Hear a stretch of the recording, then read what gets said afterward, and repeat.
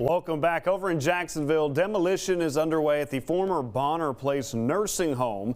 If you remember, back in 2021, the city approved $45,000 to be used to demolish structures that are no longer in use. Now, in 2022, they started the demolition process on 9 residential structures and 1 commercial.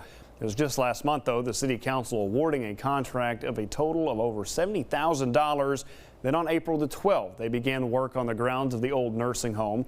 Another ZBA meeting is expected in the fall to consider another 20 structures.